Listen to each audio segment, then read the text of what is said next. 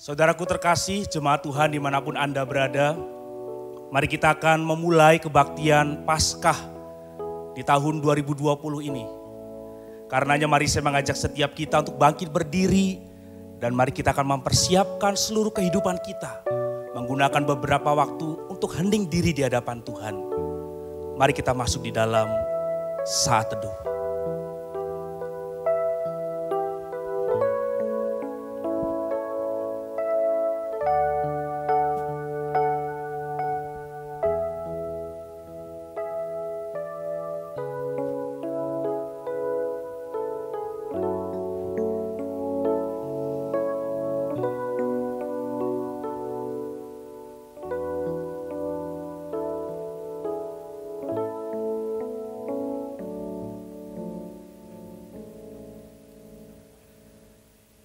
Saudaraku terkasih, kita akan memulai kebaktian Paskah pada hari ini dengan sebuah keyakinan bahwa sesungguhnya pertolongan kepada setiap kita adalah di dalam nama Tuhan yang menciptakan langit dan bumi. Turunlah kiranya kepada kita sekalian kasih karunia, rahmat dan damai sejahtera dari Allah Bapa, Allah Putra dan Allah Roh Kudus menyertai kita sekalian. Amin. Saudaraku terkasih, jemaat Tuhan dimanapun Anda berada, hari-hari ini untuk sementara waktu kita tidak bisa beribadah secara komunal seperti biasanya di gereja. Tapi kalau saat ini kita masih boleh mengadakan ibadah bersama-sama di rumah kita masing-masing dengan anggota keluarga kita, itu semua adalah karena kemurahan Tuhan. Dan bahkan kebaktian Paskah di tahun 2020 ini boleh terselenggara dan kita ikuti bersama-sama dari tempat kita masing-masing. Juga adalah karena kemurahan Tuhan. Karena itu di awal daripada ibadah ini, mari kita naikkan segala pujian, hormat, syukur, pengagungan dan kemuliaan bagi Allah Tritunggal yang di dalam kasih-Nya telah menganugerahkan keselamatan bagi kita sekalian. Hormat bagi Allah Bapa.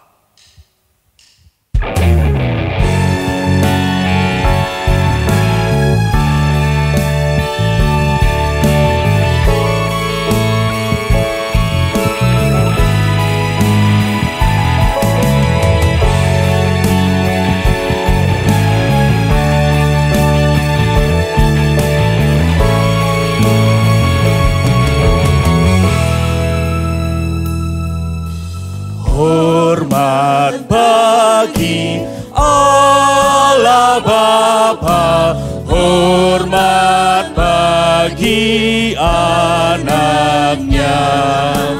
hormat bagi Roh penghibur ketiganya yang esa. Haleluya. Haleluya, ketiganya yang esa.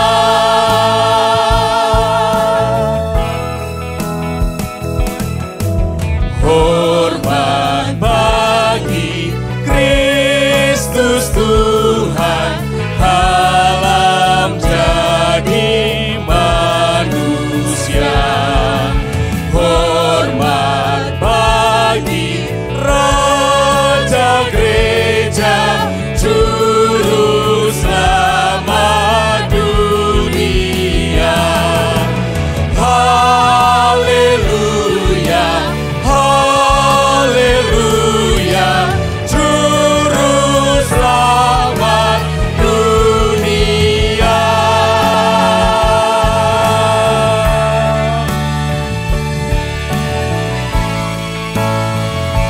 Hormat bagi Raja mulia, Raja segala raja.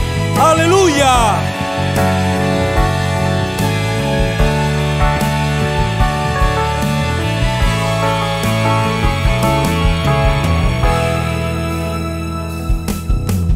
Hormat bagi Raja mulia, Raja segala raja. Hormat puji siang malam di hadapan Tanah. Haleluya.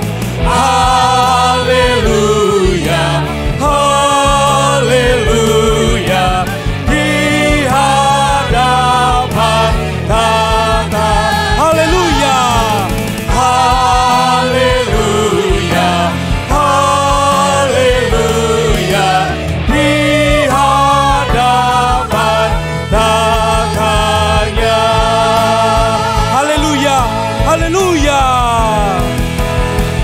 Haleluya, haleluya bagi anak domba. Haleluya, haleluya, darahnya meneguhkan setiap lidah, suku bangsa, semua makhluk dan pulau. Berikan glori, berikan hormat, beri pujian bagi anak domba. Haleluya, haleluya. Haleluya, haleluya bagi anak domba. Haleluya, haleluya, darahnya meneguhkan setiap lidah, suku bangsa, semua makhluk dan pulau. Berikan glori, berikan hormat, beri pujian bagi anak domba. Beri pujian, beri pujian bagi anak domba. Beri pujian, beri pujian bagi anak domba. Segala pujian, hormat, syukur, pengagungan dan kemuliaan hanya bagi Tuhan Yesus Kristus yang sudah bangkit bagi kita.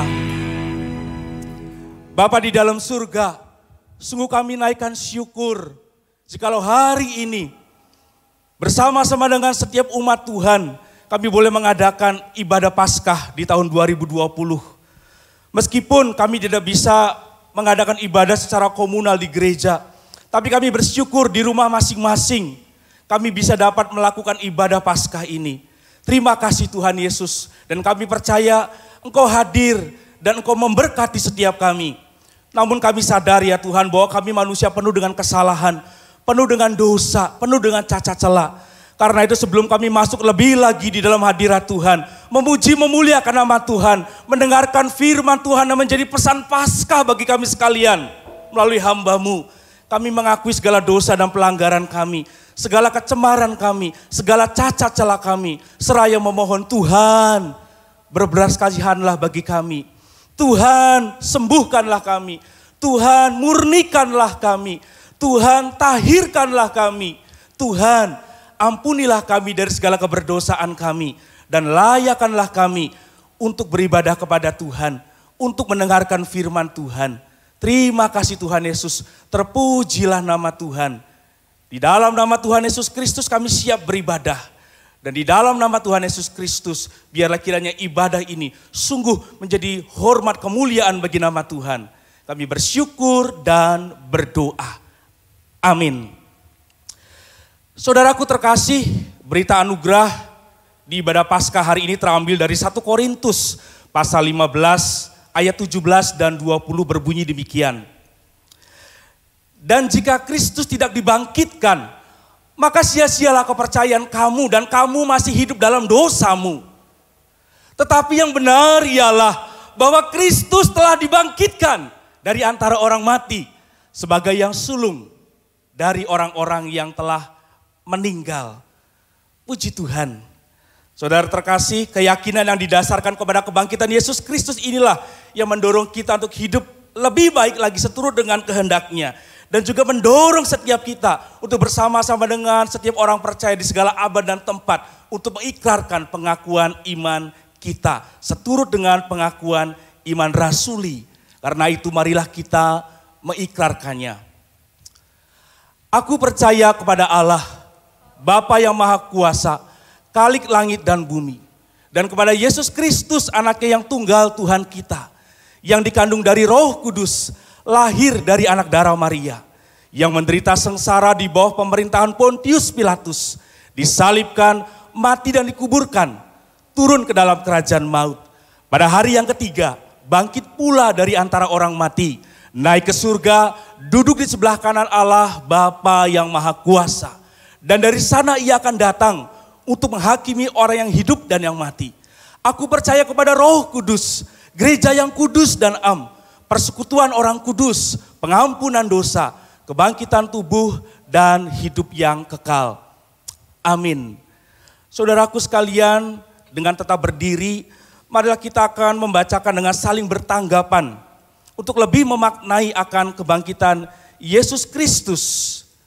Saya akan membacakan bagian pemimpin dan saudara sekalian jemaat Tuhan dimanapun Anda berada akan membacakan bagian jemaat.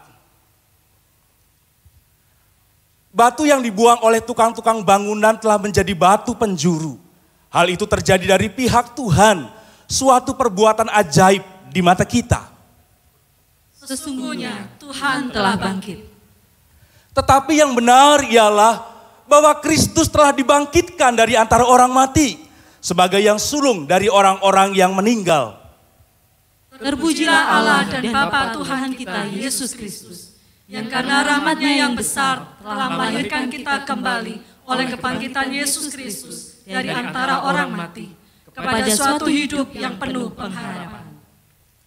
Tuhan telah bangkit, haleluya. Sesungguhnya Ia telah bangkit, haleluya.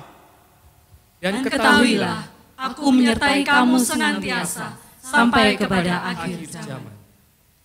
Tetapi syukur kepada Allah yang telah memberikan kepada kita kemenangan oleh Yesus Kristus Tuhan kita.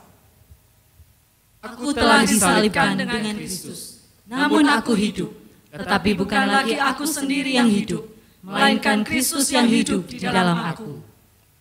Karena itu, kalau kamu dibangkitkan bersama dengan Kristus, carilah perkara yang di atas, di mana Kristus ada, duduk di sebelah kanan Allah. Jangan takut, aku adalah yang awal dan yang akhir, dan yang hidup. Aku telah mati, namun lihatlah, aku hidup sampai selama-lamanya. Puji Tuhan. Silakan duduk kembali jemaat terkasih dimanapun Anda berada.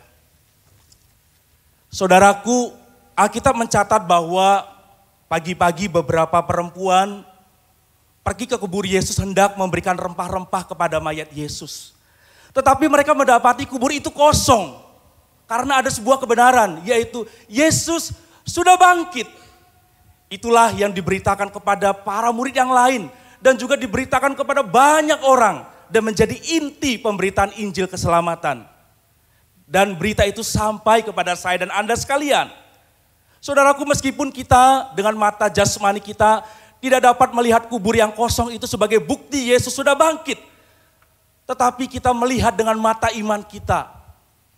Dan tetap percaya dan semakin bertambah teguh di atas dasar Yesus Kristus yang sudah bangkit bagi saya dan Anda sekalian. Karena itu dengan penuh keyakinan, marilah kita pujikan Kristus Yesus, bangkitlah.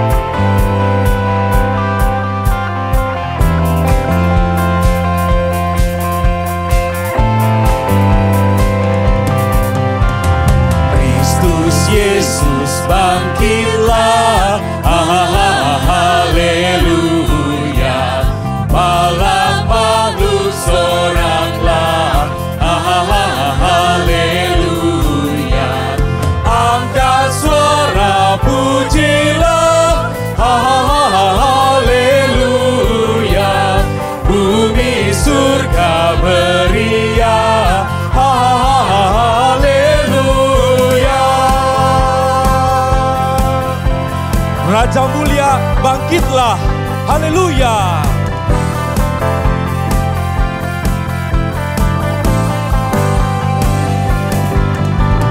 Raja mulia, bangkitlah, haleluya. Jiwaku ditebusnya, haleluya. Segangmu di manakah, haleluya. Hai maut dan pintu neraka, haleluya.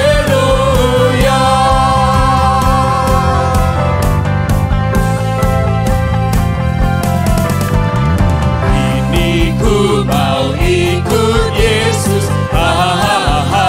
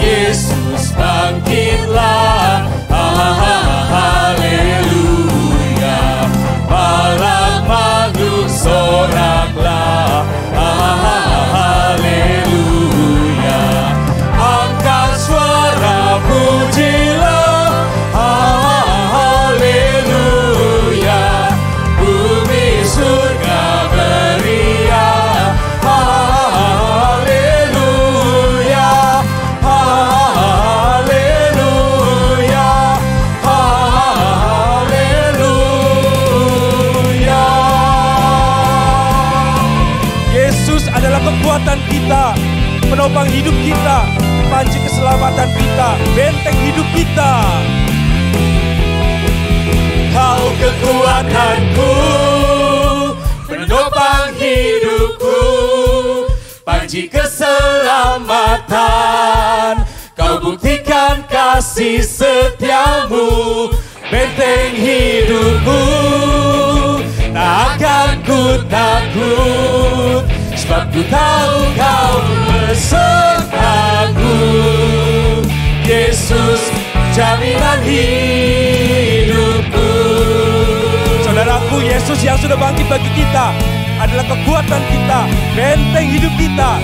Mari berjalan bersama Yesus dan kita tidak akan pernah gentar. Berjalan bersamamu, tak akan ku gentar. Tanganmu menopangku, jalani kehidupan. Kau mengangkatku, Kau mengangkatku ke atas gunung batu. Kau beriku kemenangan. Kau kekuatanku, penopang hidupku. amin. Panji keselamatan, kau buktikan kasih setiamu, benteng hidupku. Tak akan ku takut, sebab ku tahu kau besertaku. Yesus, jaminan hidupku. Amin. Mari terus berjalan bersama Yesus yang sudah bangkit bagi kita. Kita tidak akan gentar, kita tidak akan khawatir.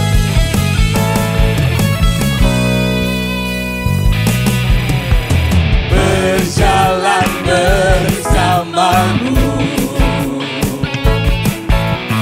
tak akan ku gentar. Tanganmu menopangku, jalani kehidupan. Kau mengangkatku, Kau mengangkatku ke atas gunung batu. Kau beriku kemenangan. Kau kekuatanku, penopang hidupku, panji keselamatan. Kau buktikan kasih setiamu, benteng hidupku. Tak akan ku takut, sebab ku tahu kau besertaku. Yesus, jaminan hidupku. Kau kekuatanku, penopang hidupku, panji keselamatan. Kau buktikan kasih setiamu, benteng hidupku. Tak akan ku takut, sebab ku tahu kau besertaku.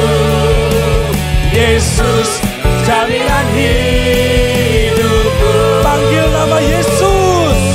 Yesus, jaminan hidupku. Sebut nama Yesus. Yesus, jaminan hidupku. Amin.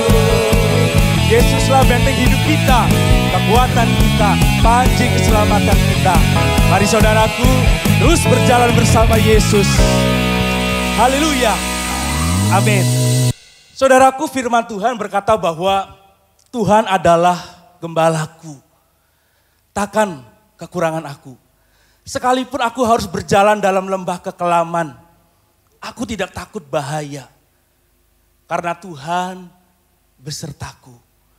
Gadamu dan tongkatmu, itulah yang menghibur aku.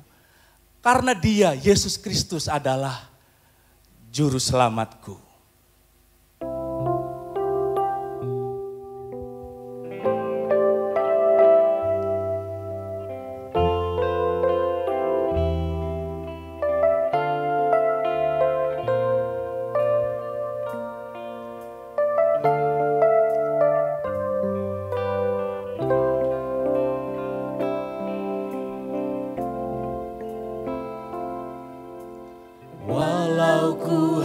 harus berjalan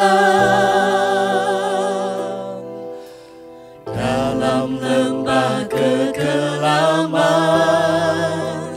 perlindungan-Mu, oh Tuhan, nyatalah bagi hidupku. Tiada pernah sedetik pun,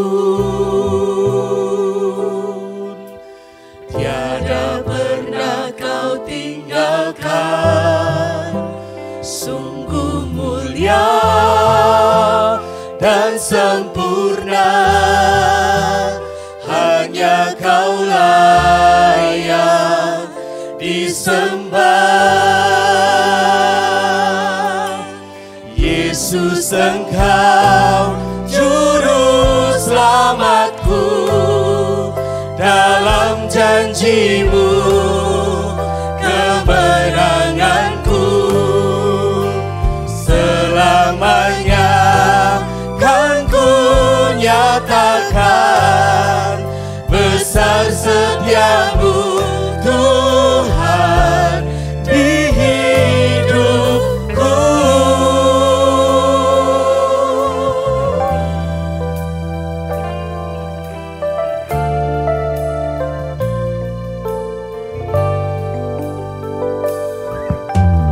Walau ku harus berjalan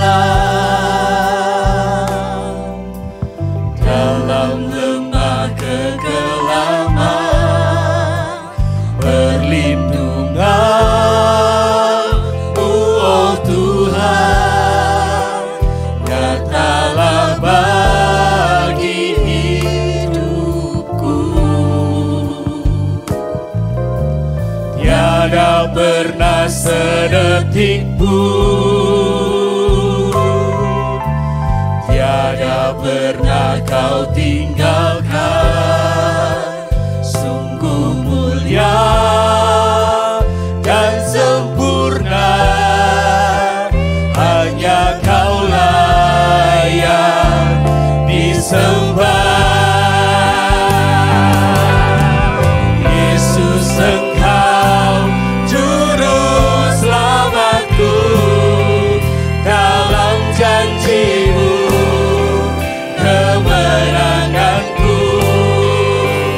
Selamanya kan ku nyatakan besar setia-Mu Tuhan di hidupku.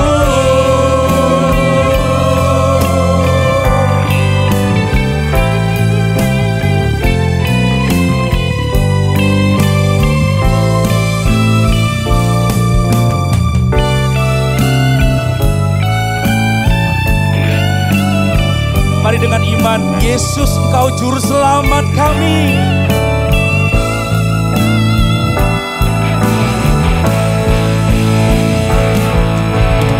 Yesus, Engkau juru selamatku, dalam janji-Mu kemenanganku. Selamanya kan ku nyatakan besar setia-Mu Tuhan di hidup. Yesus, Engkau juru selamatku,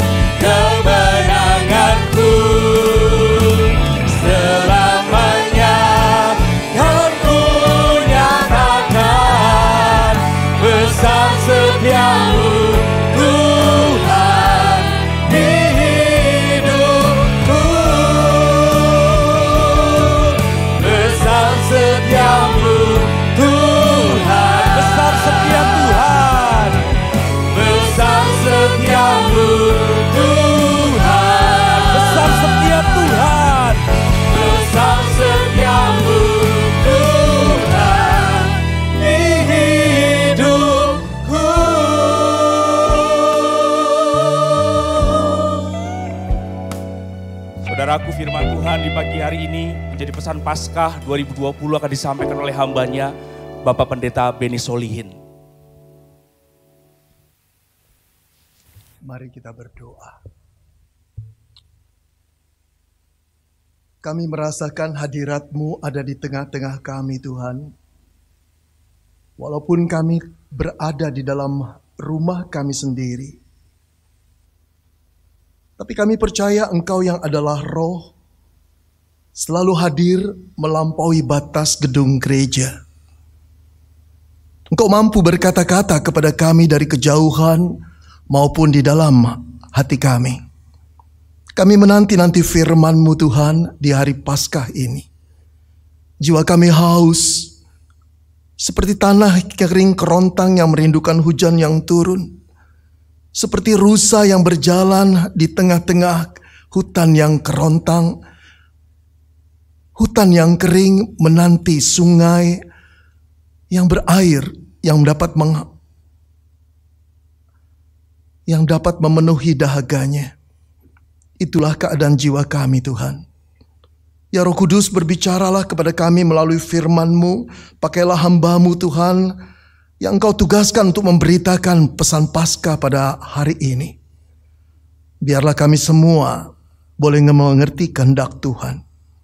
Terima kasih Bapa, terpujilah nama-Mu. Kami yakin Kau akan berkata-kata kepada kami. Berbicaralah Tuhan karena kami telah siap untuk boleh mendengar firman-Mu. Dalam nama Tuhan Yesus Kristus kami berdoa. Amin. Shalom saudara-saudara. Khususnya bagi jemaat Gereja Kristen Kalam Kudus di seluruh Indonesia, saya menyampaikan selamat Paskah. Biarlah Paskah ini membawa kita sebagai satu kebangunan di dalam diri kita. Walaupun kita berada di dalam social distancing yang makin lama, saudara, makin meluas dan makin lama terasa makin menekan. Tapi kita harus percaya bahwa Tuhan kita adalah Allah yang hidup, yang memegang jalannya sejarah manusia. Saudara, mari kita membuka firman Tuhan yang terambil dari Keluaran 20 ayat 1 sampai 14. Keluaran 20 ayat 1 sampai 14. Saya akan membacakan firman Tuhan ini bagi kita sekalian. Demikianlah firman Tuhan. Berfirmanlah Tuhan kepada Musa dan Harun di tanah Mesir. Bulan inilah akan menjadi bulan permulaan segala bulan bagimu. Itu akan menjadi bulan pertama bagimu tiap-tiap tahun. Katakanlah pada segenap jemaat Israel, pada tanggal 10 bulan ini, diambillah oleh masing-masing seekor anak domba, menurut kaum keluarga, seekor anak domba untuk tiap-tiap rumah tangga. Tetapi jika rumah tangga itu terlalu kecil jumlahnya, untuk mengambil seekor anak domba, maka ia bersama-sama dengan tetangganya yang terdekat ke rumahnya haruslah mengambil seekor menurut jumlah jiwa. Tentang anak domba itu, kamu buatlah perkiraan menurut keperluan tiap-tiap orang. Anak domba itu harus jantan, tidak bercela, berumur setahun. Kamu boleh ambil domba atau kambing. Kamu harus mengurungnya sampai hari ke-14 bulan ini. Lalu seluruh jemaat Israel yang berkumpul harus menyembelih pada waktu senja. Kemudian dari darahnya haruslah diambil sedikit dan dibubuhkan pada kedua tiang pintu dan pada ambang atas, pada rumah-rumah di mana orang memakannya. Dagingnya harus dimakan mereka pada waktu malam itu juga. Yang dipanggang mereka harus makan dengan roti yang tidak beragi beserta sayur pahit. Janganlah kamu memakannya mentah atau direbus dalam air, hanya dipanggang di api, lengkap dengan kepalanya dan betisnya dan isi perutnya. Jangan kamu tinggalkan apa-apa dari daging itu sampai pagi. Apa yang tinggal sampai pagi, kamu bakarlah habis dengan api. Dan beginilah kamu memakannya. Pinggangmu berikat kasut pada kakimu dan tongkatmu di tanganmu. Buru-burulah kamu memakannya. Itulah Paskah bagi Tuhan. Sebab pada malam ini Aku akan menjalani tanah Mesir dan semua anak sulung dari anak manusia sampai anak binatang akan kubunuh. Dan kepada semua Allah di Mesir akan kujatuhkan hukuman. Akulah Tuhan. Dan darah itu akan menjadi tanda bagimu pada rumah-rumah di mana kamu tinggal. Apabila aku melihat darah itu, dan aku akan lewat daripada kamu. Jadi tidak ada tulah kemusnahan di tengah-tengah kamu apabila aku menghukum tanah Mesir. Hari ini akan menjadi hari peringatan bagimu. Kamu harus merayakan sebagai hari raya bagi Tuhan turun-temurun. Kamu harus merayakan sebagai ketetapan untuk selama-lamanya. Saudara, kakek tua yang saya akan ceritakan kepada saudara ini adalah seorang bapak yang berumur kira-kira 80 tahun. Wajahnya tentu saja sudah penuh dengan keriput. Rambut di kepalanya hanya sisa beberapa dan putih semua. Saat itu ia sedang duduk di sebuah bangku di taman. Pandangan matanya lurus memandang trotoar ke depan. Saudara, nampaknya dia sedang mengenang sesuatu. Karena kita lihat, karena saudara kalau kita lihat air matanya mulai menetes. Dia tampak mengenang sesuatu. Saudara, apa yang dia kenang? Tepat pada tanggal yang sama 60 tahun yang lampau. Dia pernah terjatuh di trotoar itu 2 kali. Saudara-saudara, saat itu hujan lebat sekali dan dia baru turun dari sebuah bis. Ia berlari dengan cepat memasuki ke taman itu mencari tempat berteduh. Tapi sayangnya ia tidak melihat sebuah akar pohon yang tumbuh di trotoar itu. Lalu kakinya tersandung dan dia terjerembab ke tanah. Dan badannya seluruhnya basah dengan air hujan yang kotor. Oh saudara, bukan cuma sakit saudara, tapi malunya luar biasa. Banyak orang hadir di sana saudara. Sebagian orang menertawakan dia, sebagian orang tersenyum-senyum, sebagian orang mengejek dia, dan sebagian tentu saja cuek sekali. Saudara, ketika dia hendak bangun, tiba-tiba tubuhnya dipayungi oleh sebuah payung. Dia kaget sekali saudara, ketika ada sebuah tangan menjulur kepadanya, hendak menolong dia bangun. Ketika dia mengadahkan kepalanya, dia lebih terkejut lagi saudara. Seorang wanita manis yang dengan tulus berkata kepada dia, "Ayo bangun." Saudara, di tempat itulah dia terjatuh 2 kali. Jatuh yang pertama, kakinya tersangkut akar pohon. Jatuh yang kedua, saudara, hatinya tersangkut pada pandangan pertama. Saudara, a day to remember. Satu hari yang selalu dia kenang.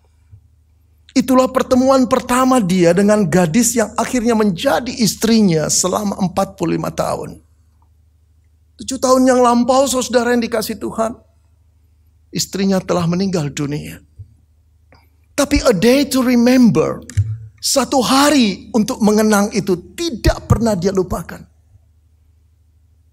Saudara, dalam setahun ada 1 hari yang dia kenang, dia duduk di taman itu, dia memperhatikan trotoar itu, dia mengingat lagi perjumpaannya dengan istrinya.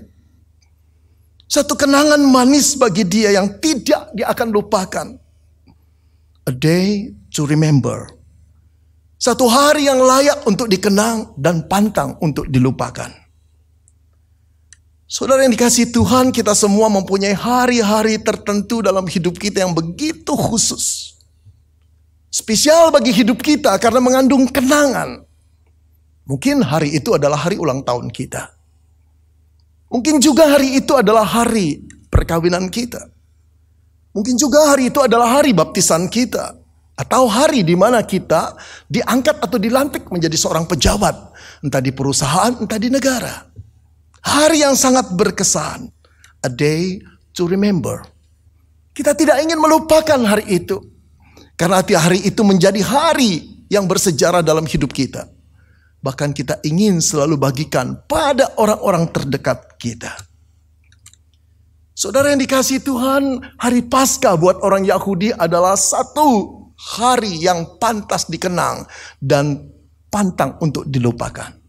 A day to remember.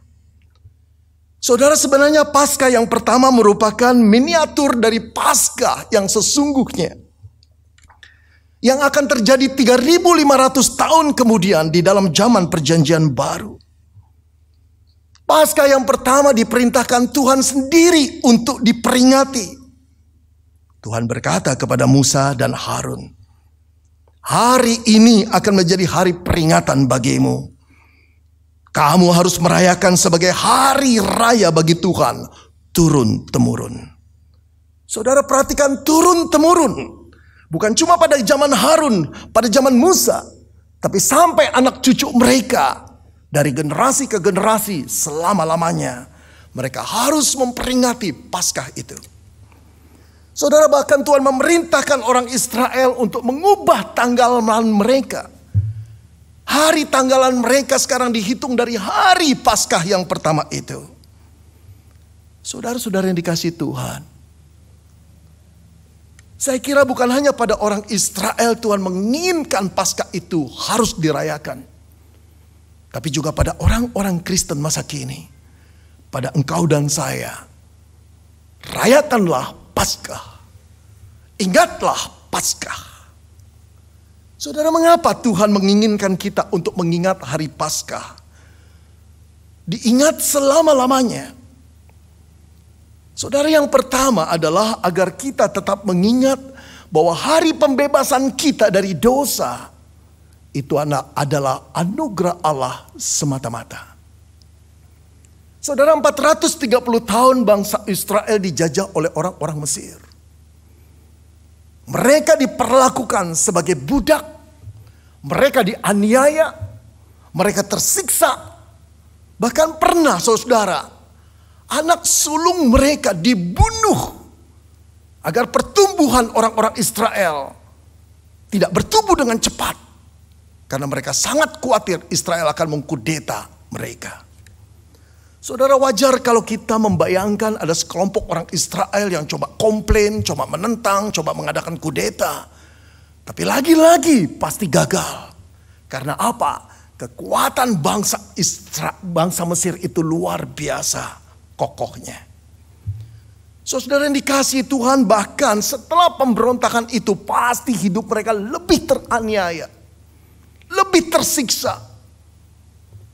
Menjeritlah mereka kepada Tuhan, merataplah mereka kepada Tuhan, berdoalah mereka kepada Tuhan agar mereka sungguh-sungguh diperhatikan Tuhan dan dibebaskan oleh tangan Tuhan yang kuat dari kekuatan kuasa cengkeraman penjajahan Mesir. Saudara, lalu Tuhan mengutus Musa dan Harun untuk datang kepada Firaun, meminta Firaun membebaskan bangsa Israel. Dengan menunjukkan 9 tulah yang spektakuler, Allah menunjukkan kuasanya kepada Firaun.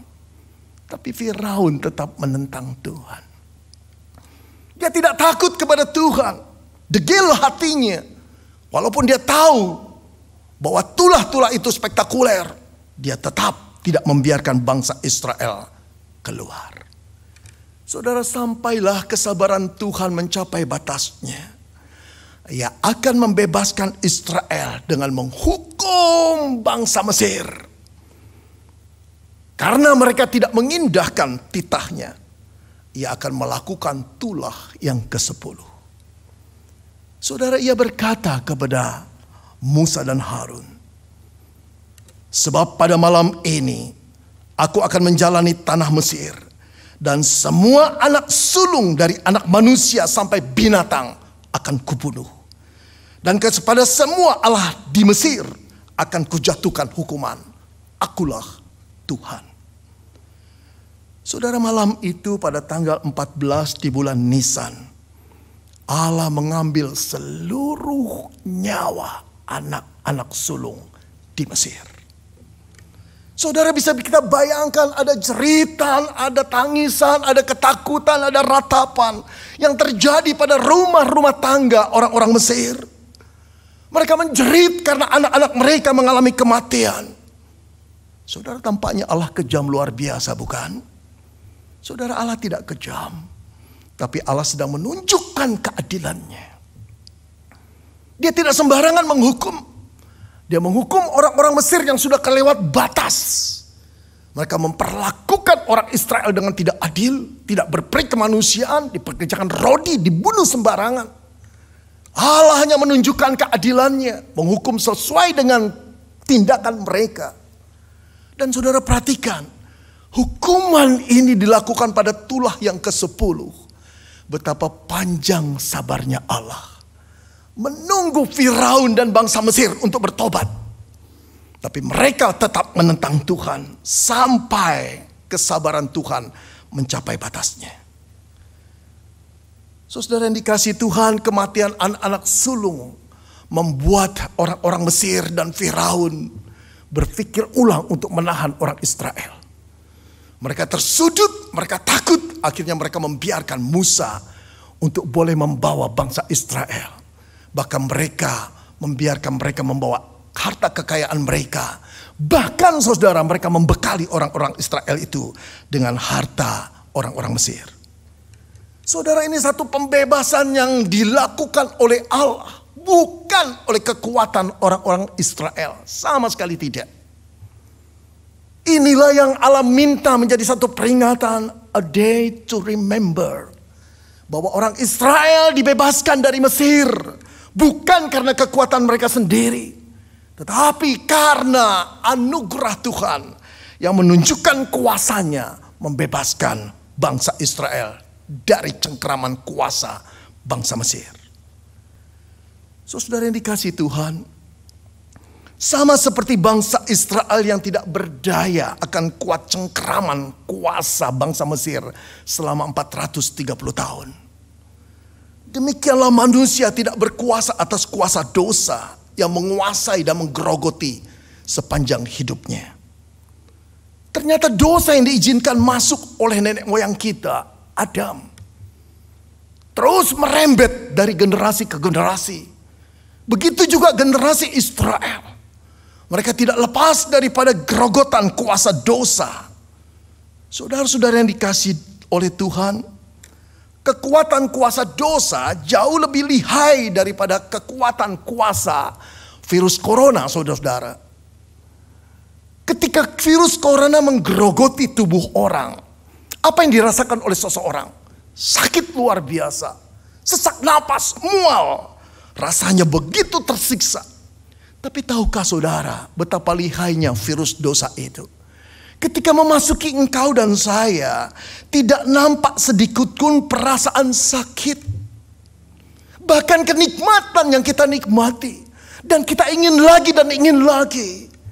Padahal nyawa kita telah digenggamnya. Kematian kekal telah ada di depan kita. Kita merasa oke. Tidak ada yang salah dalam diri kita. Tidak ada yang salah. Walaupun kita hidup dalam keserakahan, dalam kerakusan, dalam ketidakadilan, dalam ketidakperi kemanusiaan. Tidak ada yang salah dalam diri kita. Tidak ada yang salah dengan nafsu birahi kita. Tidak ada yang salah. Tidak ada yang salah dengan pikiran kotor kita. Tidak ada yang salah dengan iri hati kita. Tidak ada yang salah. It's okay. Saudara, betapa jahatnya kuasa dosa itu. Saudara sekarang bisa melihat betapa berbahayanya virus dosa itu. Jauh lebih bahaya daripada virus COVID, saudara. Disinilah kita yang tidak berdaya untuk menyelamatkan diri kita. Lepas daripada cengkeraman dosa itu, kita membutuhkan kuasa lain. Kuasa Allah, Bapa kita, untuk boleh membebaskan kita dari kuasa dosa. Saudara yang dikasihi Tuhan, jangan pernah lupa. Kita tidak mampu membebaskan diri kita sendiri. Kecuali tangan Allah menolong kita, tidak ada satu orang pun yang bisa membebaskan dari kuasa dosa. Ketika kesadaran kita akan kebenaran hidup itu muncul. Ketika kita ingin berusaha untuk menjadi orang benar, yang kita lakukan justru perbuatan-perbuatan yang tercela. Saudara, ketika kita ingin sekali taat pada perintah Tuhan, justru kita mendapati semakin banyak pelanggaran-pelanggaran kita. Bagaimana mampu kita membebaskan diri dari kuasa dosa? Paulus sendiri menjerit dan berkata, apa yang ingin aku lakukan yang itu yang baik, justru yang kulakukan adalah yang jahat. Apa yang tidak ingin aku lakukan yaitu yang jahat, justru yang aku lakukan. Saudara, disinilah Paulus berkata, apa yang ingin aku lakukan yaitu yang baik, justru tidak kulakukan. Apa yang ku benci kulakukan, justru itu yang kulakukan. Saudara-saudara, Paulus berkata, aku manusia celaka, siapakah yang bisa membebaskan aku dari tubuh yang maut ini? Ketika dia dikuasai dosa, dia frustrasi, saudara.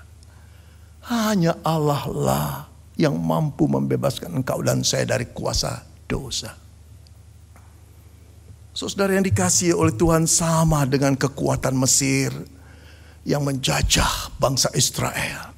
Demikian kekuatan dosa menjajah engkau dan saya. Tapi Paskah mengingatkan kita bahwa pembebasan kita datangnya dari Tuhan dan anugerah Tuhan semata-mata. Saudara, ada seorang bapak yang berdiri di muka pintu sebuah rumah yang mewah. Dia memencet belnya berkali-kali, akhirnya keluarlah pembantu rumah tangga. Dengan heran pembantu rumah tangga itu mendekati pagar di bagian luar dan berkata, mau cari siapa? Lalu bapak yang nampak kumuh di tangannya membawa ke kantong kresek, kantong plastik yang kumal berkata, aku ingin bertemu dengan anakku. Sang pembantu kaget karena dia tahu tuannya tidak pernah mempunyai ayah lagi. Sudah meninggal sejak kecil. Saudara, setengah percaya, setengah tidak percaya, pembantu itu berkata, Tuhan yang mana?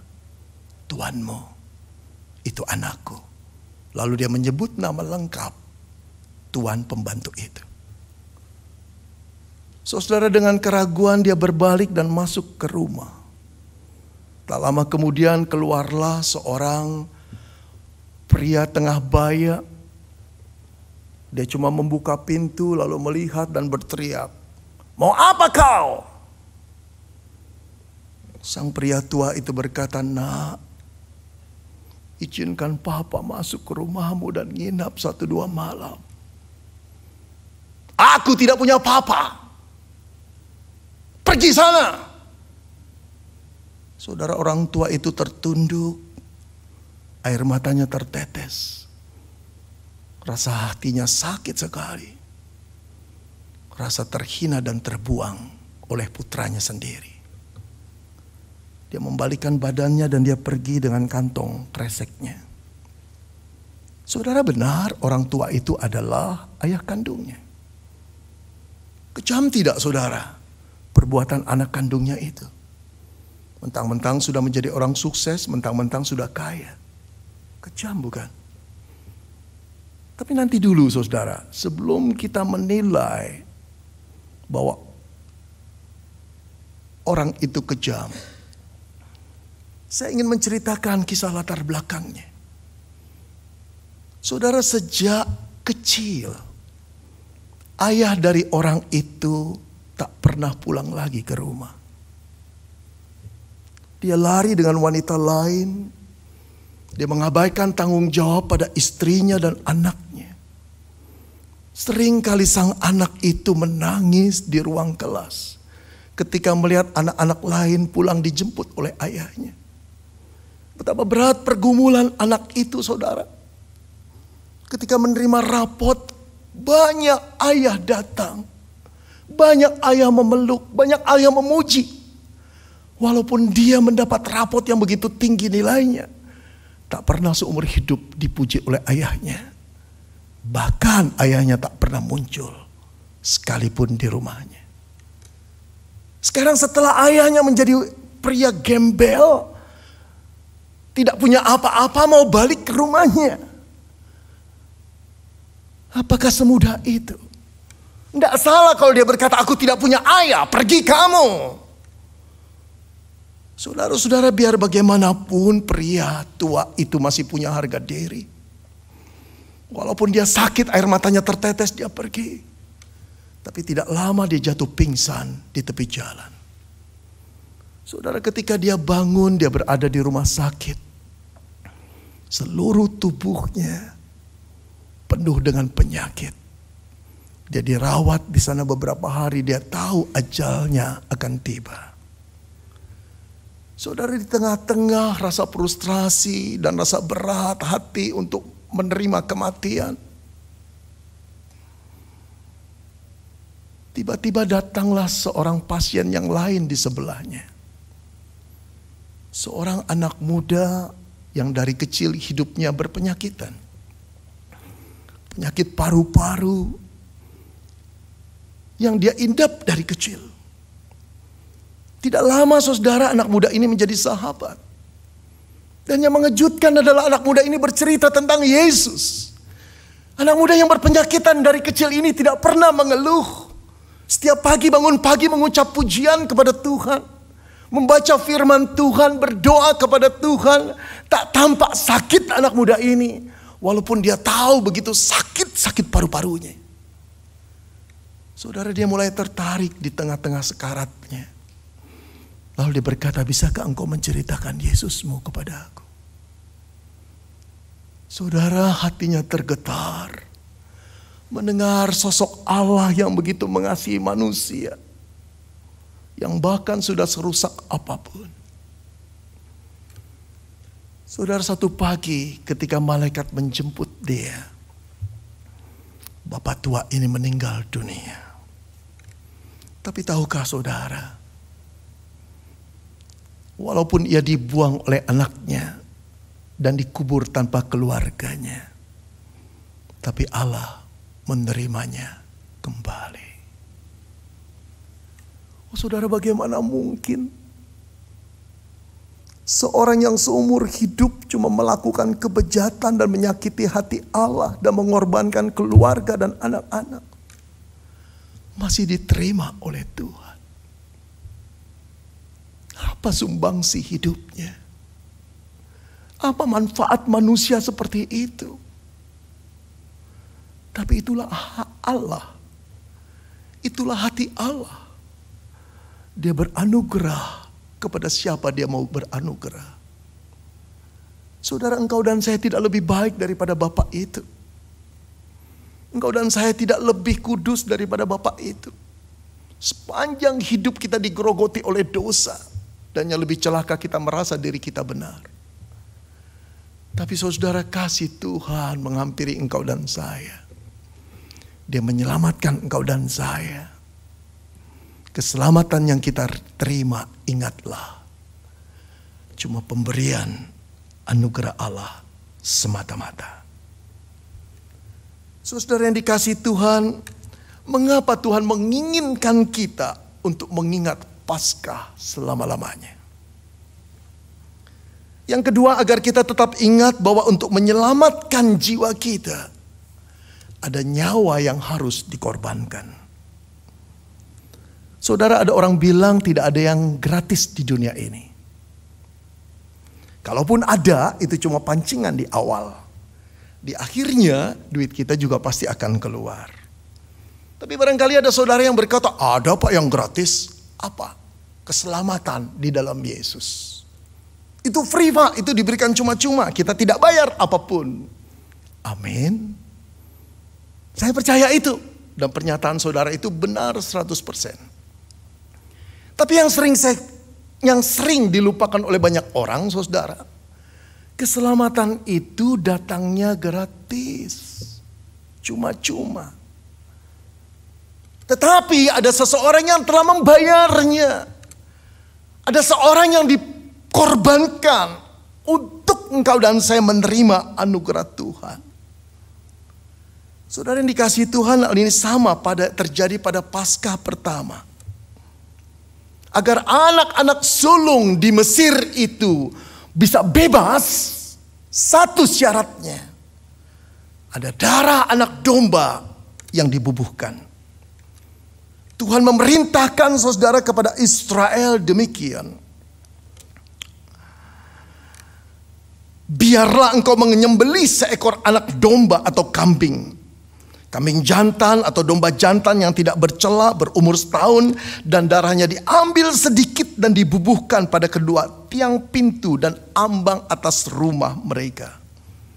Tuhan berkata lagi, apabila aku menghukum bangsa Mesir dan mengambil nyawa anak-anak sulung mereka, dan aku melihat tanda darah itu di tiang pintu orang-orang Israel, maka aku akan melewati rumah-rumah mereka.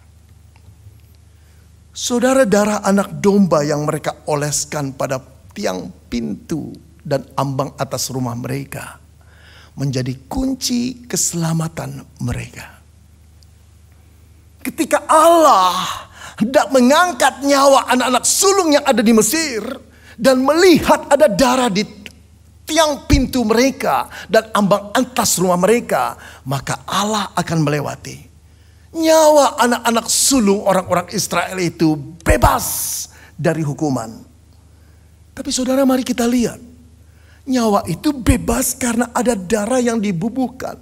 Darah yang dibubuhkan itu berarti ada anak domba yang tak bercacat celah yang dikorbankan. Saudara, di sini mengandung prinsip penggantian.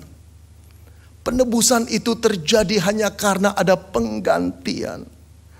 Ada anak domba yang disembelih, yang nyawanya dikorbankan demi keselamatan nyawa anak-anak sulung orang Israel. Saudara, inilah bayang-bayang penebusan yang akan dilakukan Yesus 3.500 kemudian.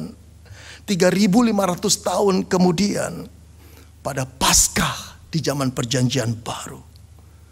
Yesus diutus oleh Allah sebagai anak domba Allah yang akan dikorbankan untuk menebus dosa manusia. Saudara yang dikasihi Tuhan, saat itu ketika Yohanes membaptis orang-orang yang bertobat di sungai Yordan, tiba-tiba datanglah seorang anak muda menghampirinya. Saudara, betapa terkejutnya ketika Yohanes Pembaptis melihat pemuda itu. Lalu dia berseru, menunjukkan tangannya kepada orang banyak. Lihatlah anak domba Allah yang menghapus dosa dunia. Siapa anak muda itu? Yesus namanya. Dialah yang dikenali oleh Yohanes Pembaptis yang akan menghapus dosa dunia ini. Dengan kematiannya, dia mengorbankan dirinya untuk keselamatan manusia. Itulah wujud nyata yang Allah lukiskan miniaturnya pada Paskah yang pertama, anak domba. Saudara, saat menjelang Paskah, Yesus dan murid-muridnya bergegas memasuki Yerusalem untuk mengikuti ibadah Paskah di sana. Sudah menjadi rahasia umum, saudara, bahwa orang-orang Farisi dan ahli Taurat memberikan tahu kepada semua orang, begitu Yesus itu datang, tangkap dan hukum dia. Tapi mengapa Yesus tetap mau masuk ke Yerusalem, saudara, untuk mengikuti Paskah? Sebab dia sendiri domba Paskah yang harus tersembelih itu. Dia datang ke dalam dunia justru untuk menjadi korban penebusan manusia. Dia tidak undur walaupun hatinya gentar. Dia tidak menolak apa yang dibebankan Allah walaupun kesulitan luar biasa ada di depannya. Saudara, pada perjamuan terakhir sebelum hari raya Paskah, Yesus mengambil roti, mengucap syukur, lalu memecah-mecahkannya dan memberikan kepada muridnya. Apa yang dia katakan pada muridnya? Inilah tubuhku yang diserahkan bagi kamu. Jadikanlah ini peringatan akan daku. Peringatan, a day to remember Jesus as a God, as the Lamb of God. Saudara yang dikasihi Tuhan, jelas Yesus tahu bahwa dirinya adalah domba Paskah yang harus mati.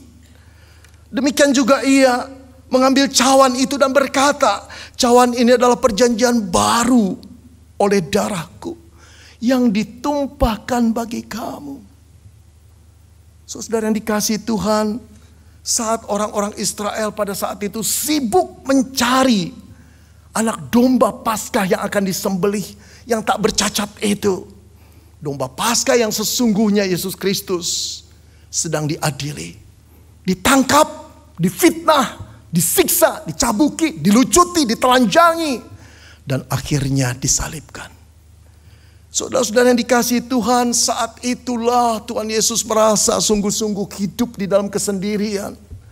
Ditinggalkan oleh murid-muridnya, ditinggalkan oleh pengikutnya, ditinggalkan oleh Bapa di surga. Di dalam kepiluan hatinya, ketika sekarat kematiannya itu tiba, dia menjerit kepada Bapaknya, Eli, Eli, lama sabachthani. Saudara-saudara, tidak mudah menjadi domba penebusan. Bagaimana mungkin Allah yang kekal itu menjadi Allah yang akan binasa? Bagaimana mungkin Allah yang mulia itu dipermalukan seperti itu? Tapi tak ada jalan lain.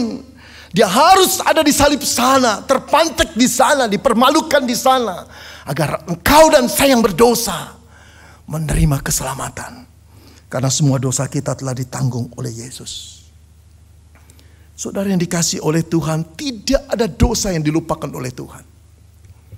Tidak ada konsekuensi dosa atau hukuman dosa yang dibiarkan Tuhan berlalu. Setiap dosa akan dikejar oleh Tuhan. Setiap hukuman harus kita terima. Saudara-saudara, walaupun Allah itu kasih, Dia ingin menyelamatkan orang berdosa, tapi jangan lupa Allah itu adil. Adil artinya akan membalas setiap orang dengan apa yang diperbuatnya.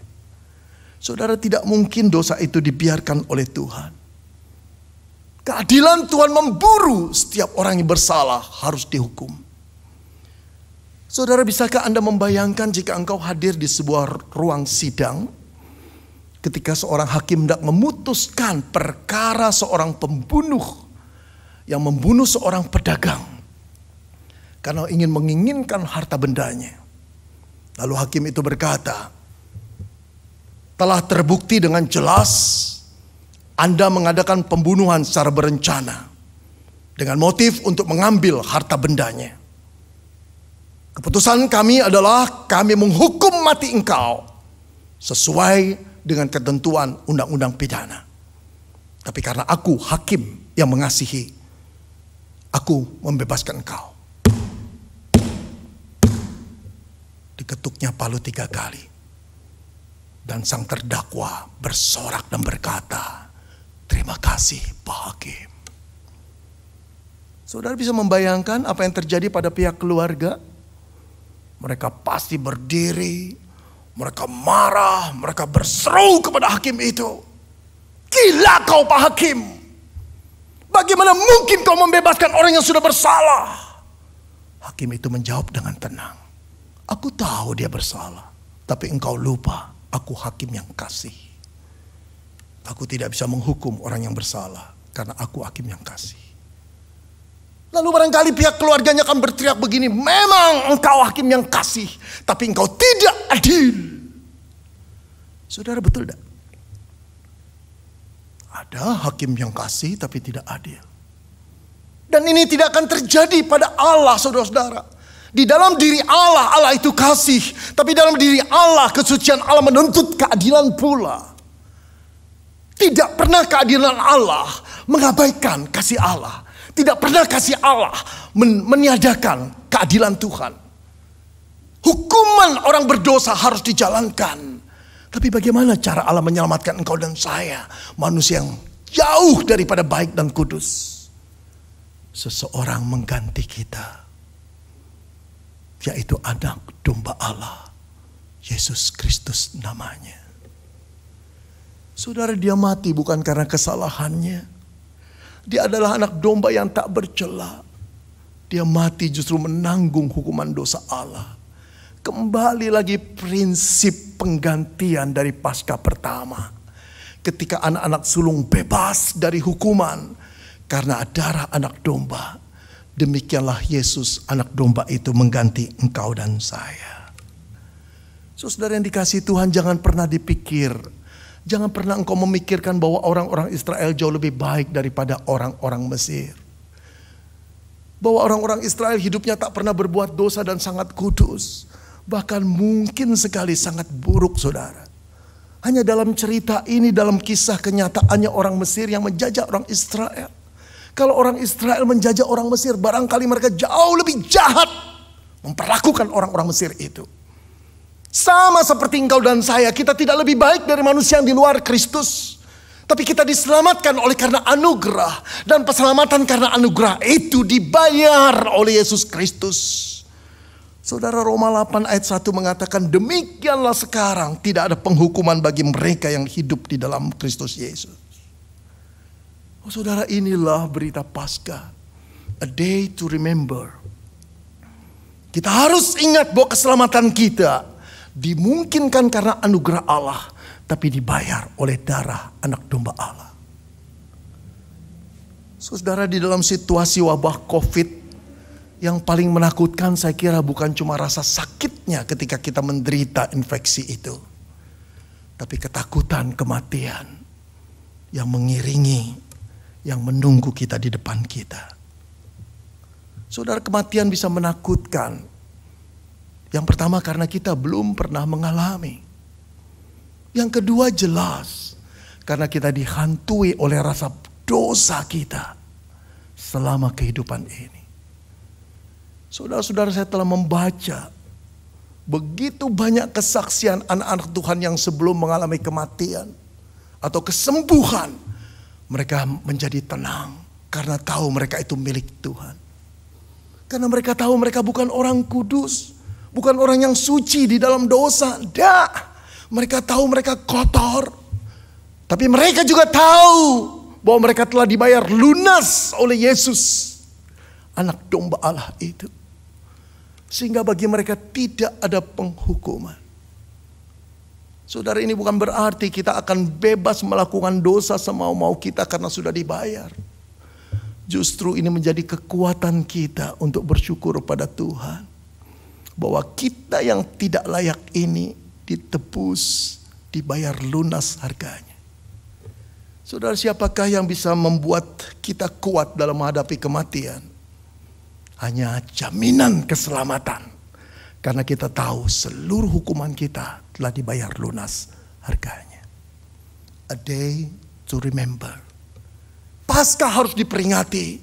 Karena kita tahu kita telah dibayar lunas oleh darah Kristus. Saudara, yang ketiga, mengapa Tuhan menginginkan kita untuk mengingat hari Paskah selama-lamanya?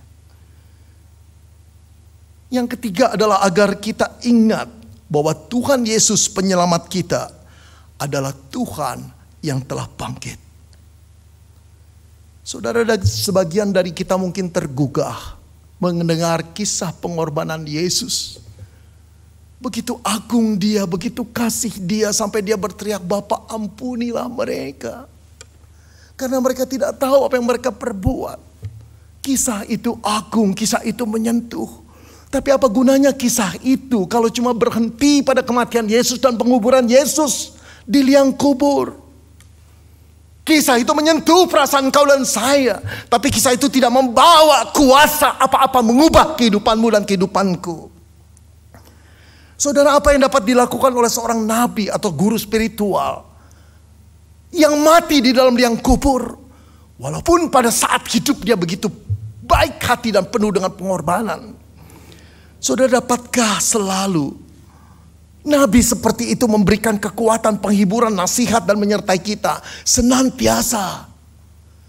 Saudara, apakah mungkin seorang nabi seperti itu, saudara, bisa menjadi jaminan bahwa dosa kita diselamatkan, dosa-dosa kita telah ditebus dan diselamatkan oleh pengorbanannya, sementara dia sendiri berada di dalam kematian dan tidak jelas apakah dia diselamatkan atau tidak?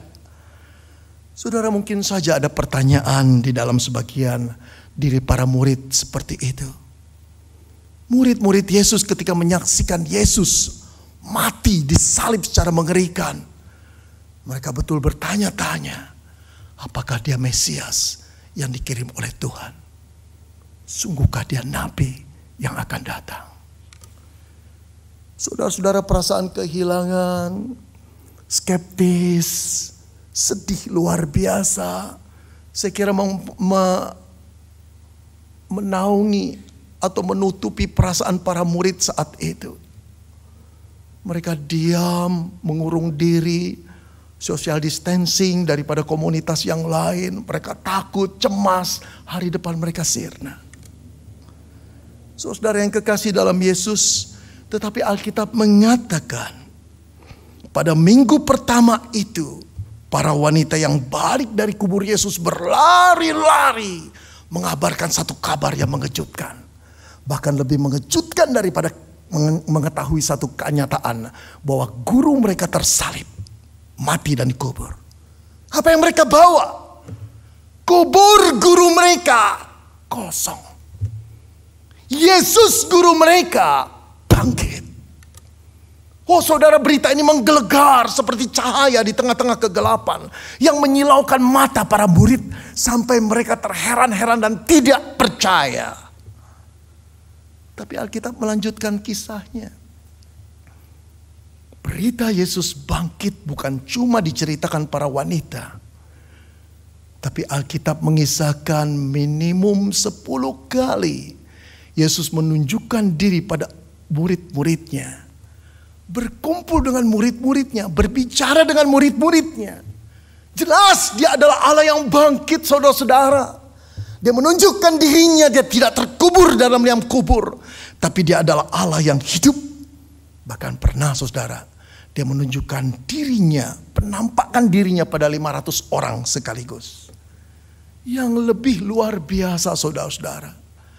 Tiba-tiba murid-murid yang penuh ketakutan, skeptis, egois, pengecut, yang melarikan diri dan menyelamatkan diri sendiri, berubah menjadi orang-orang yang begitu bersemangat dalam mengabarkan Injil. Mereka tidak peduli mereka ditangkap, mereka tidak peduli mereka dianiaya, mereka tidak peduli mereka disiksa dan diadili. Di pengadilan mereka bersaksi lagi. Kesaksian mereka begitu hidup dan mempengaruhi orang dan menggetarkan orang. Saudara-saudara, kebanyakan para rasul, murid-murid Yesus itu mati secara mengerikan. Tapi tidak pernah dicatat mereka hidup dalam ketakutan. Kenapa saudara?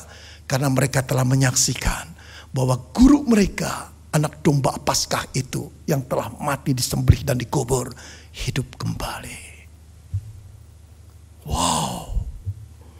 Saudara, ini satu fakta yang mengubah hidup para murid. Ini satu kenyataan yang membuat mereka berani menghadapi tantangan dan masa depan. Karena mereka tahu mereka telah ditebus. Karena mereka tahu dosa mereka telah dibayar. Karena mereka tahu saudara, bahwa Kristus yang mereka sembah adalah Kristus yang hidup. Saudara, satu lagi yang mengherankan. Kebanyakan para murid itu adalah orang-orang Yahudi, bukan? Yang berbakti di hari Sabat, Sabtu, bukan hari Minggu. Tapi kenapa orang-orang Kristen ini berkumpul di hari Minggu? Saudara, mereka sering kali berkumpul dan beribadah di hari Minggu. Bagaimana mungkin merubah satu tradisi yang sudah ribuan tahun? Berbakti di hari Sabat, Sabtu, pindah ke hari Minggu. Saudara, jawabannya terkait pada Yesus yang bangkit di hari Minggu. Saudara, mereka senang berkumpul di hari Minggu. Karena ketika mereka berkumpul di hari Minggu, mereka selalu diingatkan mereka mempunyai Allah yang hidup, bukan Allah yang mati. Ketika berkumpul di hari Minggu, mereka tahu inilah hari di mana Yesus Kristus, guru mereka, Tuhan mereka, anak domba Allah yang tersembelih, bangkit. Selalu mereka disadarkan mereka punya Allah yang hidup. Oh saudara yang dikasihi Tuhan, dari sebuah buku yang saya baca, mereka sering memberikan salam ketika berkumpul di hari Minggu. Apa salamnya? Kalau boleh saya ganti dengan bahasa Inggris, salamnya berarti begini: He has risen. Lalu orang yang mendapat salam akan menjawab, yes, He has risen indeed. Dia telah bangkit. Lalu orang itu akan berkata, ya, pasti dia telah bangkit. Wow, saudara-saudara, itu menjadi akar yang tertanam dalam, fondasi yang tertanam dalam orang Kristen pada awal di jemaat mula-mula. Keyakinan bahwa Yesus bangkit tidak tergoyahkan dengan apapun. Saudara yang dikasihi Tuhan, di dalam zaman yang seperti ini, dalam situasi yang menyesakkan seperti ini, Jangan pernah kita lupa bahwa Allah kita adalah Allah yang hidup, Allah yang bangkit. Dunia penuh dengan goncangan-goncangan yang bisa membuat banyak orang ketakutan. Saudara, tidak salah untuk kita berhati-hati terhadap virus COVID. Tapi jangan pernah takut. Karena hidup kita ada di dalam tangan Tuhan. Tidak seekor pun burung pipit akan jatuh di luar kehendaknya. Bahkan seluruh rambut kita, sehelai pun rambut itu dihitung oleh Tuhan. Saudara, jangan takut. Engkau dan saya memiliki Allah yang hidup. Berhati-hati harus, takut tidak. Bahkan di dalam ketakutan orang secara massa seperti ini, ada banyak kesempatan untuk menunjukkan kesaksian kehidupan Kristen yang penuh dengan cahaya dan kasih. Berbagilah pada orang-orang yang kekurangan. Kasihilah mereka yang dalam ketakutan. Hiburkanlah mereka yang dalam keputusasaan. Bahkan saudara, saya melihat anak-anak Tuhan di tengah-tengah kematian yang menjelang, mereka masih tetap menyaksikan nama Tuhan. Dan tak ada rasa takut lagi. Karena mereka tahu, selesai kematian itu tiba, kehidupan yang kekal menjadi bagian mereka. Karena Kristus bangkit, mereka pun akan dibangkitkan. Tapi kita yang masih hidup, saudara, jangan pernah takut.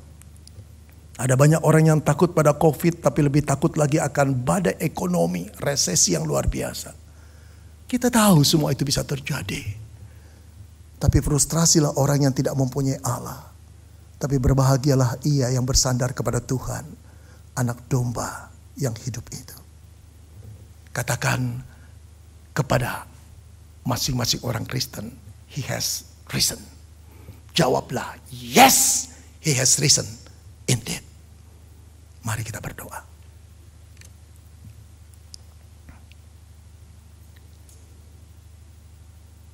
Terima kasih Tuhan, Engkau telah memberikan satu hari untuk dikenang oleh kami, Paskah. Ketika Paskah pertama dimulai, Engkau telah mengingatkan bangsamu, umatmu Israel untuk mengingatnya. Ribuan tahun mereka mengingat perbuatanmu yang ajaib, yang membebaskan mereka dengan anugerah, yang mengganti hukuman mereka dengan darah anak domba. Sekarang kami menikmati Paskah itu. Kami juga akan mengingat bahwa kami ditebus oleh anugerah Tuhan dan dibayar lunas harganya oleh darah Kristus. Dan kami diingatkan di dalam masa seperti ini bahwa kami menyembah, mempunyai, bersahabat dengan Allah yang hidup. Terima kasih Bapak, terpujilah namamu. Hidup kami berada dalam genggamanmu. Sejarah dunia berada dalam kontrolmu. Karena itu kami tidak takut. Terpujilah namamu Bapa. Dalam nama Tuhan Yesus kami mengucap syukur dan berdoa. Amin. Terima kasih kepada hambanya Bapak Pendeta Beni Solihin yang sudah menyampaikan kebenaran firman Tuhan di dalam momentum Paskah hari ini. Saudaraku terkasih, seringkali ketidaktahuan kita akan hari esok membuat kita khawatir, gentar, takut untuk menghadapi hidup ini dan juga menjalaninya. Tapi kita tahu dan yakin sepenuhnya siapa yang menguasai hari esok kita, yaitu Yesus Kristus yang sudah mati dan bangkit bagi saya dan bagi Anda sekalian. Keyakinan inilah yang seharusnya membuat kita tidak lagi takut, tidak lagi gentar, tidak lagi khawatir untuk menjalani hari esok. Meskipun di tengah-tengah situasi sulit karena pandemi virus corona hari-hari ini. Karena ada Yesus yang selalu menyertai dan memegang hari esok kita. Karena Dia adalah Allah yang hidup.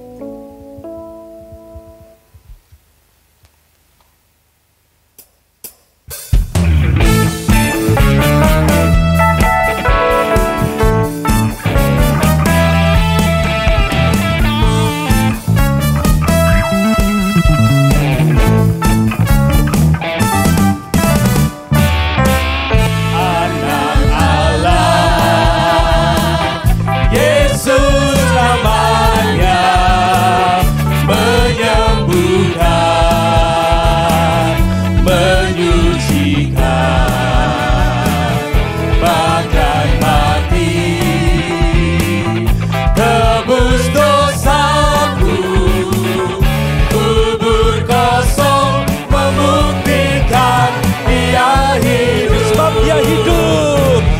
sebab Dia hidup.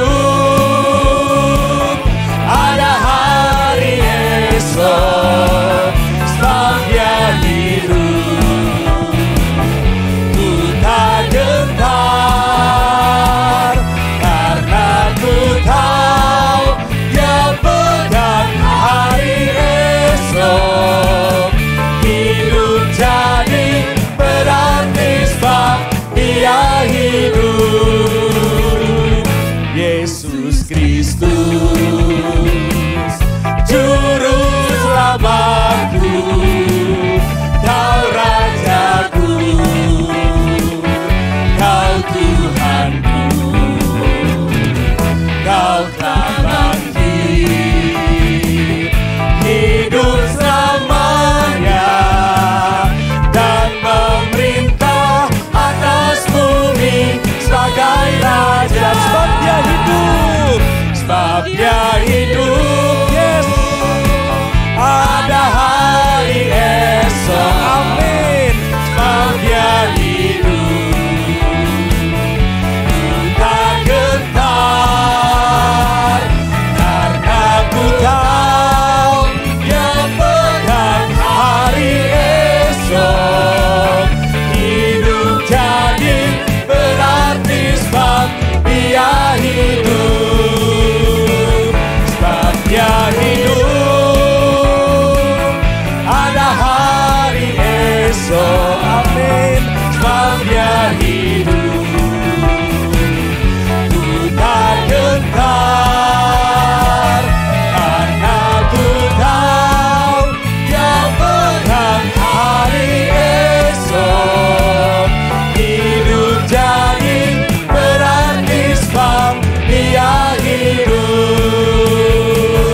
Hidup jadi berarti sebab Dia hidup. Hidup jadi berarti sebab Dia hidup.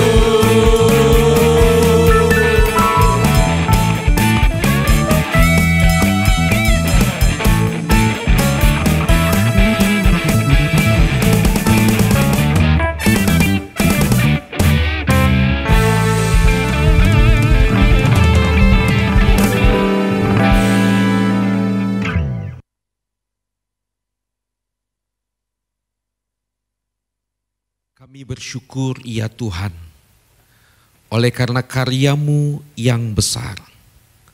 Engkau Allah yang menyatakan anugerah yang luar biasa bagi kami.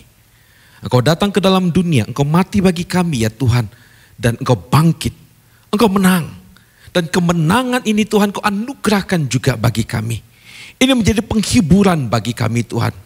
Ini menjadi kekuatan dan fondasi yang kokoh bagi kami untuk kami melangkah, menapaki hari-hari kami ke depan ya Tuhan. Karena kami tahu kami punya Allah yang hidup, kami tahu kami punya Allah yang mengasihi kami, yang akan terus bersama-sama dengan kami. Karena itu Tuhan, kiranya firman-Mu, pesan yang pada pagi hari ini boleh kami dengarkan ya Tuhan, menjadi pesan yang meneguhkan kami semua.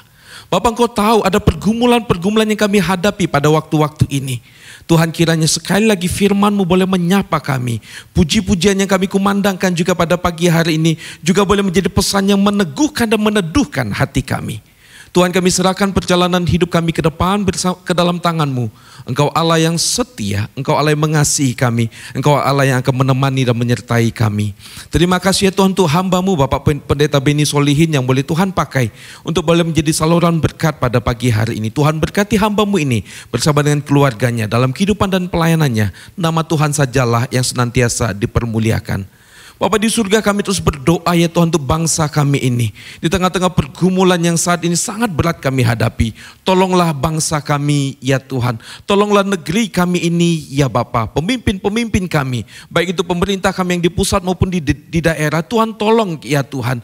Kami memohon anugerah-Mu ya Bapak. Bantu ya Tuhan, supaya bisa mengatasi wabah corona ini. Dan juga ya Tuhan bisa mengantisipasi segala sesuatu efek dari wabah corona ini. Baik itu secara ekonomi, sosial dan sebagainya. Ya Tuhan, kami memohon anugerah-Mu sehingga negara kami Indonesia ya Tuhan bisa diluputkan ataupun juga dibantu oleh Tuhan untuk mengatasi semua masalah ini ke depan juga dengan baik ya Tuhan.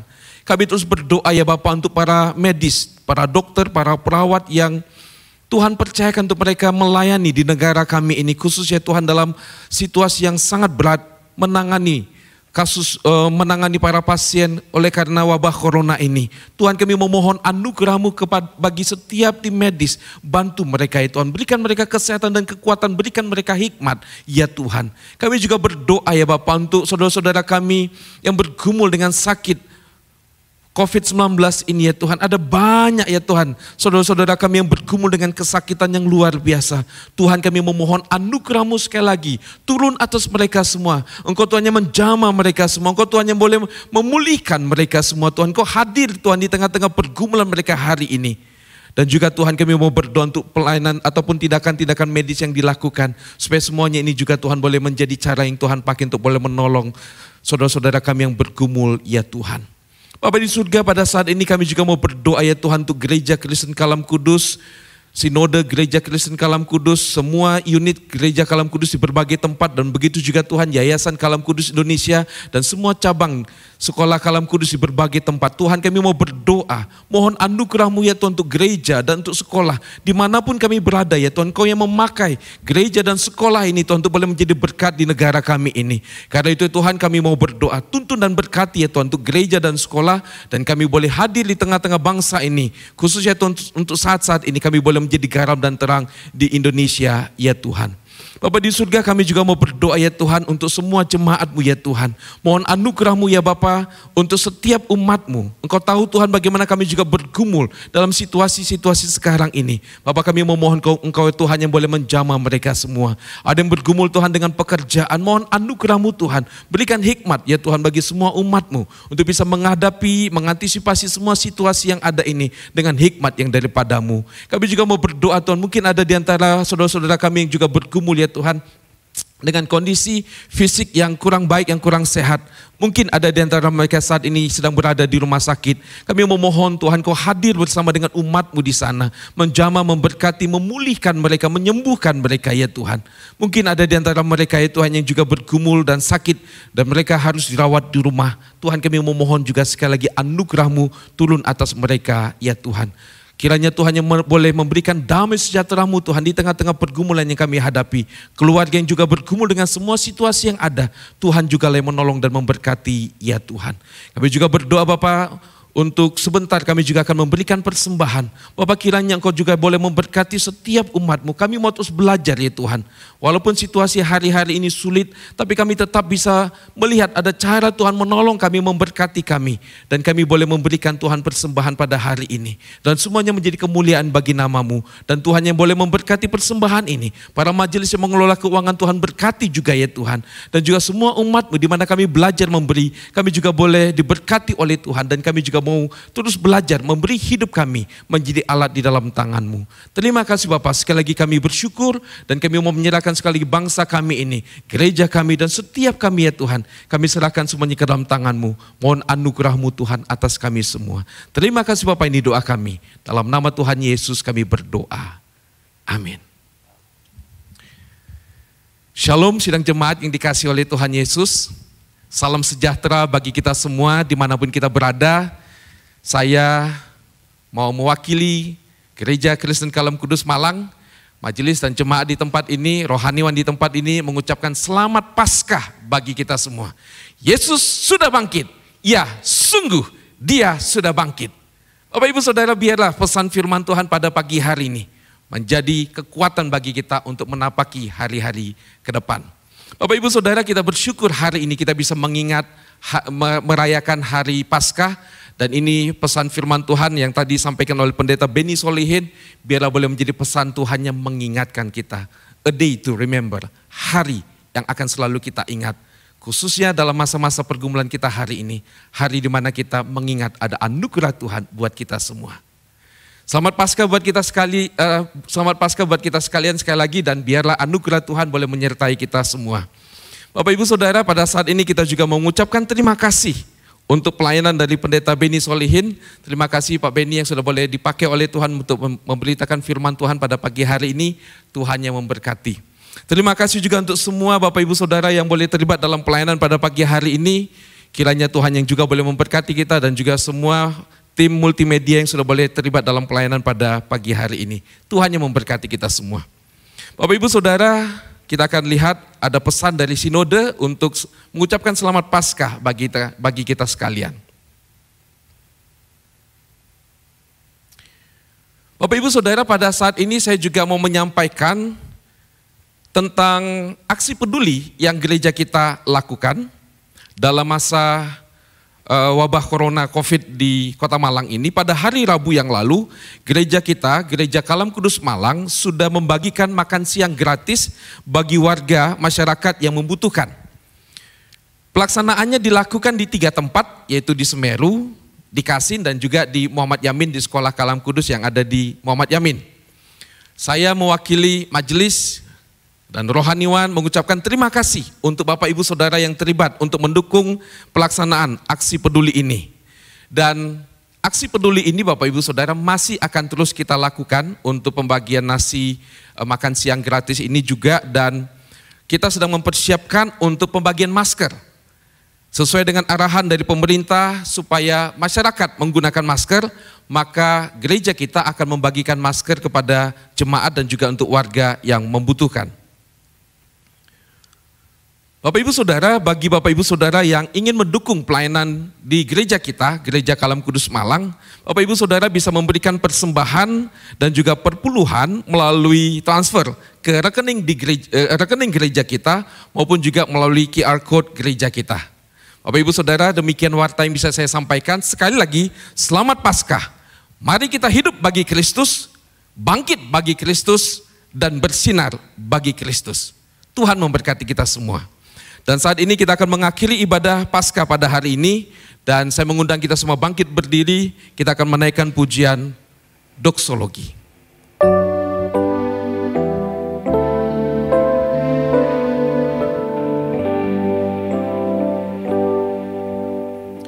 Puji Allah Bapa Putra, puji Allah Roh Kudus, ketiganya yang esa.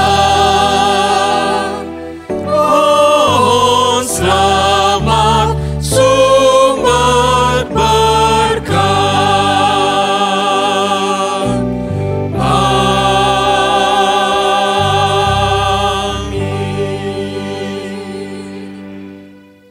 Sidang jemaat yang dikasihi Tuhan dan yang mengasihi Tuhan, ingatlah anugerahnya, ingatlah kemenangannya, dan berjalanlah terus bersama dengan Dia. Kita punya gembala yang baik yang menyertai kita senantiasa.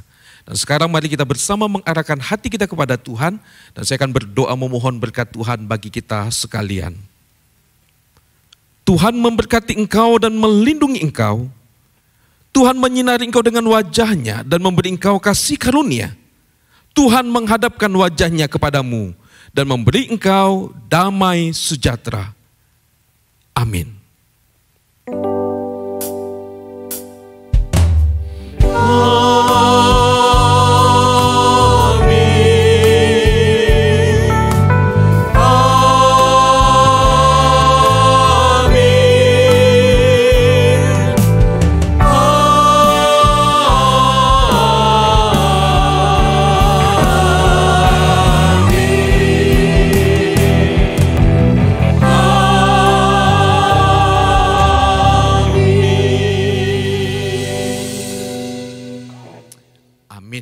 Silakan duduk, ibadah selesai, Tuhan Yesus memberkati.